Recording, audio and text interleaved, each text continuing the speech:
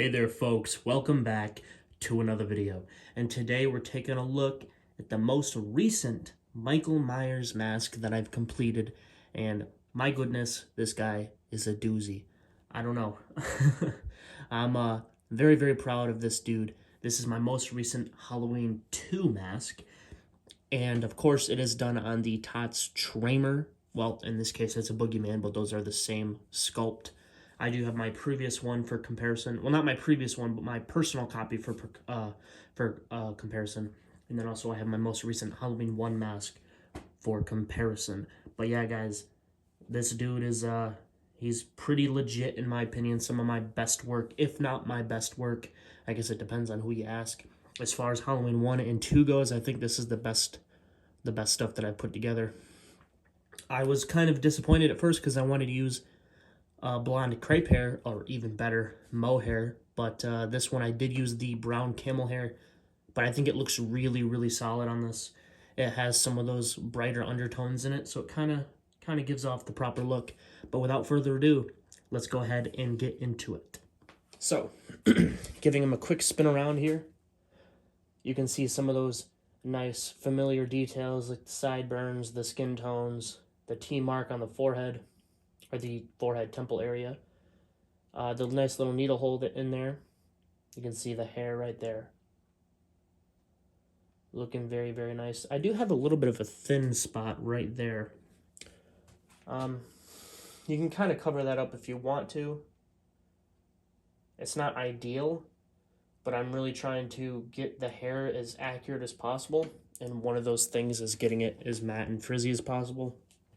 And in order to get it as matte as I want it, I've started to only use 3-inch strands for my hair. I've done it before for H1s. I guess that area was just too far between rows on the back right there. You got to be really careful in this area where you start to go above onto the top of the crown, because, you know, it's just like you need kind of tighter spacing right there, or you start to get gappy. But that seems to be the only spot where it's kind of thin. But it doesn't really bother me, because it's not, I don't think it's super noticeable. You can kind of just move that over right there. You know, I mean, it's kind of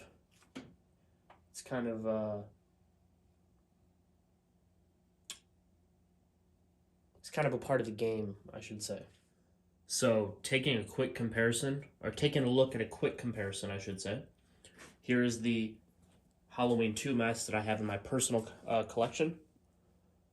I don't know how well you can see those next to each other. This is from about this time last year. As you can see, there's some noticeable differences. This one does use the blonde crepe hair. I did spray it to be closer to this color initially, but it did kind of come out. I kind of rubbed it out a little bit after I got it a little bit more matted and frizzy looking. So there's that. I think the sideburns this time around, I think this is the most accurate shape that I've gotten. Especially compared to this, it's not quite where it should be. And then if you've watched my previous video, you've heard my opinions on this sort of area right here, and I've tried to replicate what it is that I think that I'm seeing. I could be wrong. I'm not going to go into depth with that right now. You can watch the previous H1 video if you want to hear some of those details, or some of those opinions, I should say. But I tried to replicate those. I tried to make the hairline look a little bit more, or the glue lines look a little bit more natural. And yeah, I think I have some really solid weathering here. And you can see in these areas some of the, well, I don't know if you can see it on camera. It's a little bit hard to tell. We'll do a close-up later on, but you can kind of see the warmer colors in these kind of high spots where the airbrush kind of hit those areas pretty strongly. And then obviously you can get just a little bit of the skin tone bleeding through, and then actual paint wear as you get to the neck and the temple area. So yeah, pretty solid. I think the overall T shape is a lot more accurate. As you can see, the line this time around comes down a little bit lower, as this one is a little bit higher. And it's got some more accurate markings on there. I think the lower The fact that it's a little bit lower, the angle this time kind of helps give it that stretch look, kind of is like a little bit of a optical illusion, because neither one of these are really stuffed very severely.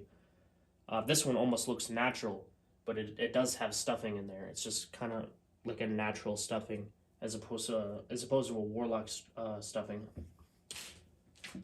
You can kind of see the dotting up the nose, which this one I kind of try to replicate, but it looks more like a line.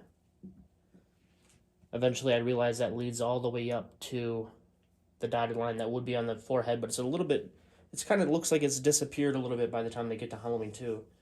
And it almost looks like it leads right up to this hair right here, this little point where the hairline kind of jets down. I will show pictures to kind of help corroborate that.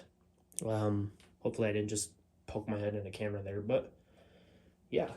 There actually is one detail on here that is missing that I do want to add, and there's a couple of behind the scenes images in Halloween 2 where you kind of see this sharp line come up, and this one it's not as intense, but there's kind of a sharp dirt line that runs right up underneath the jaw, and I do want to add that. For some reason I completely forgot about that, but I have yet to do that.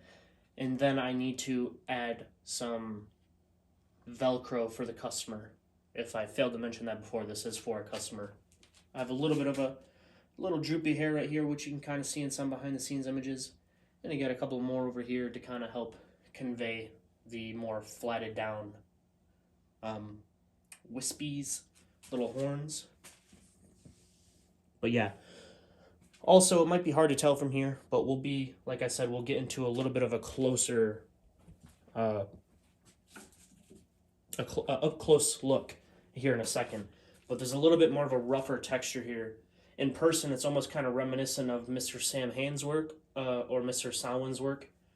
Very, very, very,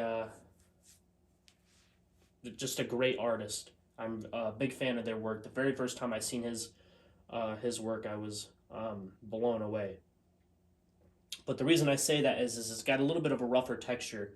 So when I was working with this Boogeyman base, I I got a few hiccups when I was removing the hair, or removing the factory paint. So it kind of left a few little, kind of like rougher textures in it. So then I kind of went ahead with the skin tone and I applied that by hand with a sponging method to help give this a little bit more of a rough texture. And then the white or the cream color, the off-white, I applied with an airbrush.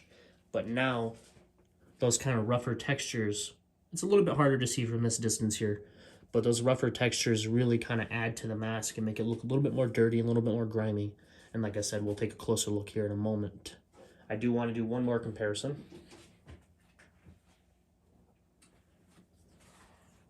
He's stealing his base right now, but here's my most recent Halloween 1 mask. This is using the CV/Castle sculpt from Chris Vennekamp. I just did a video on this guy just a couple of days ago on Halloween. As you can see right here, already this hairline's a lot more, or this glue line's a lot more accurate. Already making improvements, if I do say so myself. And like I said, I tried to kind of replicate what it is that I was talking about in this video here. The video for this guy. So yeah, I think that, I mean, even as close as these are together, I think there's a lot of improvements on this guy right here. So with all that being said, I think I want to go ahead and take a closer look at it. And we'll do some outside stuff, but that'll be in a different video, not this one, because it is nighttime right now. So, and I just finished the mask, so I didn't even plan on doing the video tonight, but we're going to go ahead and do it. I want to upload this, and then we'll do a separate video for outside stuff. But before that, let's take a closer look. Alrighty, so getting a little bit more up close and personal, you can kind of see that matted hair right there. Really one of my biggest kind of battles with these masks. I was very, very proud of the previous Halloween 2 masks that I did, but now after seeing this one, I think this is really night and day. Like, I don't know, it's just, It's crazy how my opinions can change on a mask just after a few weeks of it not being in my possession, or even as soon as I work on another one. But yeah, you can start to see that rougher texture here up close. Again, I want to add that little line, that scuff mark down to the base of the neck. You can see some of the dirt on the nose and the lips. Nothing too crazy. The skin tone isn't too crazy in those areas.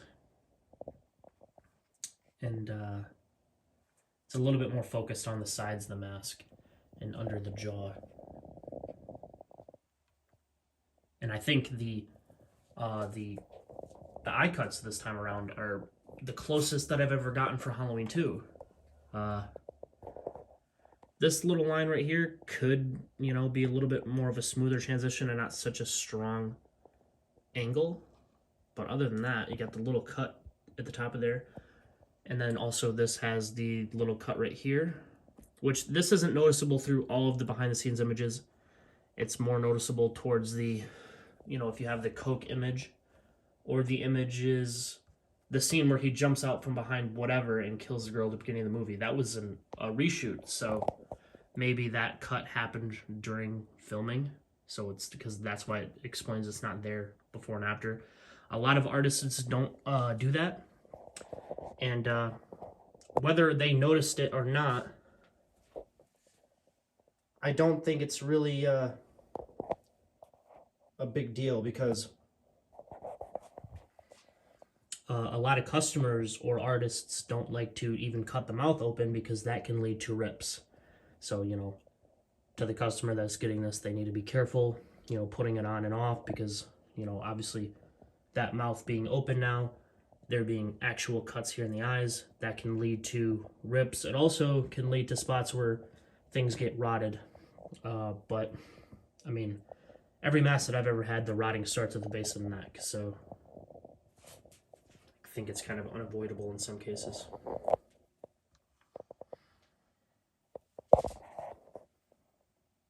Apologies for the movement here. I'm standing up doing this section, which I normally don't do. I normally sit, so I'm a little bit more all over the place this time around.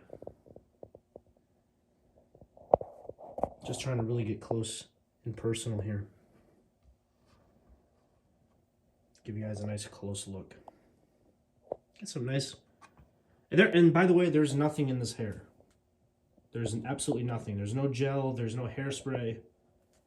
This right here is just, you know, a little bit of water and twisting it around. And I think I got a really nice set of horns going here. And the matting, like I said, is probably the best that I've done for a Halloween 2 mask thus far. Not probably, it definitely is. So yeah. And there's nothing in it right now. It makes a big difference when you use a lot less hair. I mean, I generally stick between 4 inches, or around 4 inches. But there's been times where I completely forget. I've said this before in previous videos where I kind of go into autopilot. And sometimes the hair ends up being a little bit longer, which is not really what I want. But for Halloween 1 and 2, I think the best length to use is 3 inches. I don't know if anybody would really agree or disagree with that.